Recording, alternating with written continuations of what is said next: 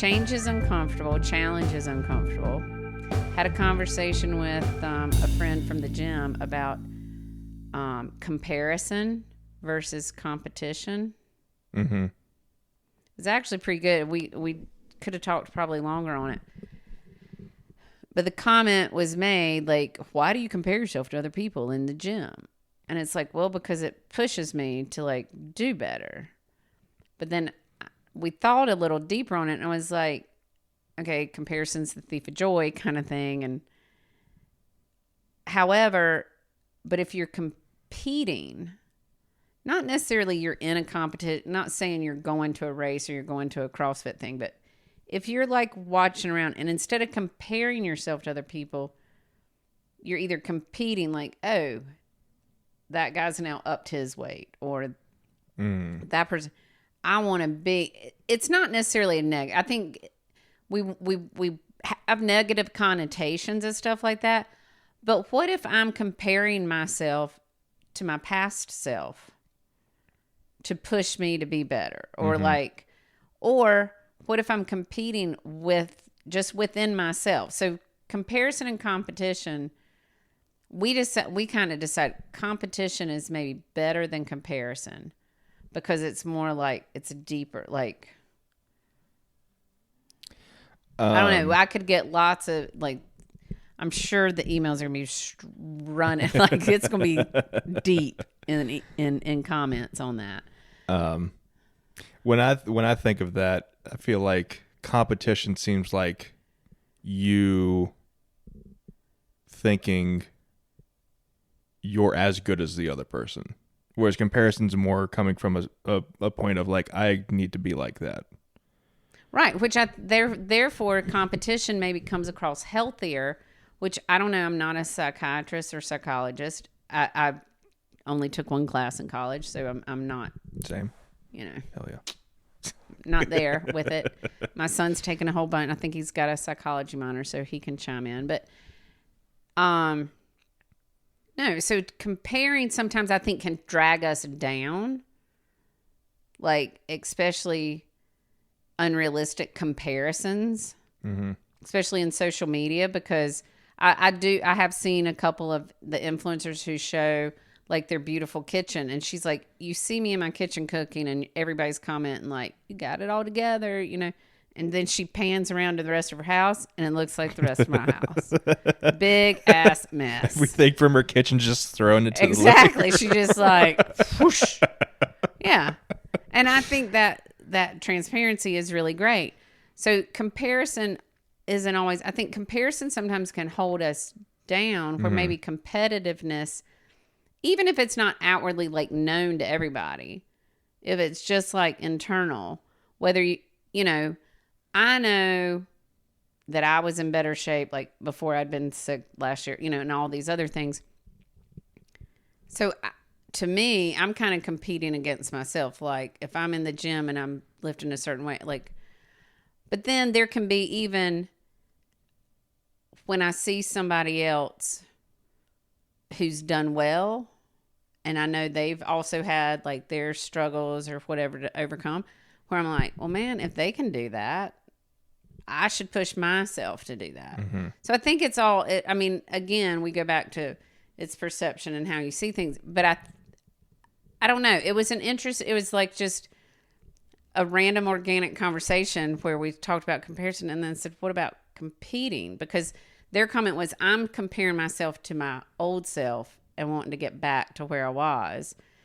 And I was like, but you're also kind of competing with yourself to like, it's not necessarily everything we do and put out on social media. I think, you know, we're putting out there for scrutiny, not intentionally, but it's our world we're in. Yeah.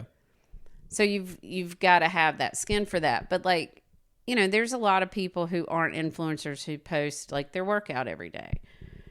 And that's fine. I mean, sometimes I get, you know, okay, she worked out again.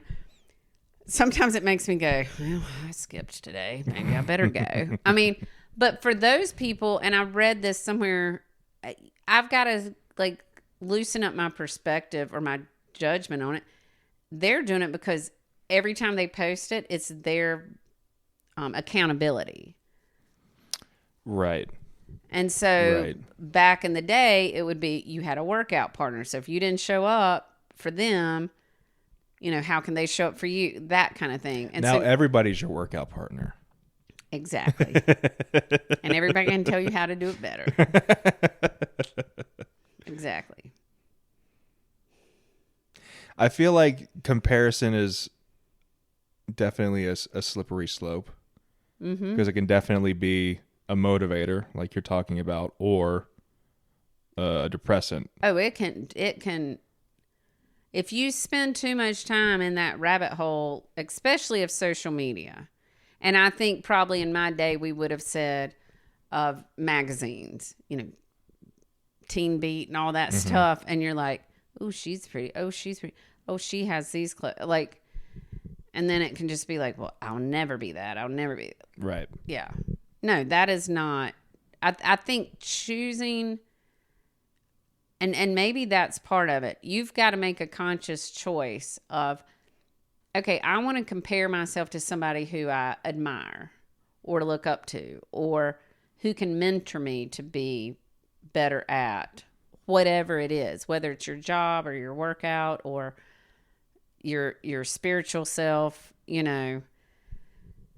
But yes, we can get into, and I mean, we've all done it at some point, whether it's through TV, magazines, radio, social media, where you're just like, well, that person just always has it together. I'm never, but then I'm just not even going to try. Like, if I can't be there, then why try anything? Well, we're not all cookie cutter. So my best effort is different than somebody else's best effort. Right. Right. But I don't think we always think that. I think we think in this I don't even know what system I'm trying to think of, but well, I mean, even in schooling and tests, like my best SAT score, like where I feel like I kicked it, like was great and gave it everything, might look like crap to somebody else. Probably did.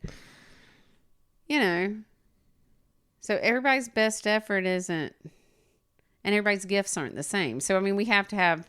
It's not comparable. Right. But basically. We do it anyway. Right. Yeah. Yeah.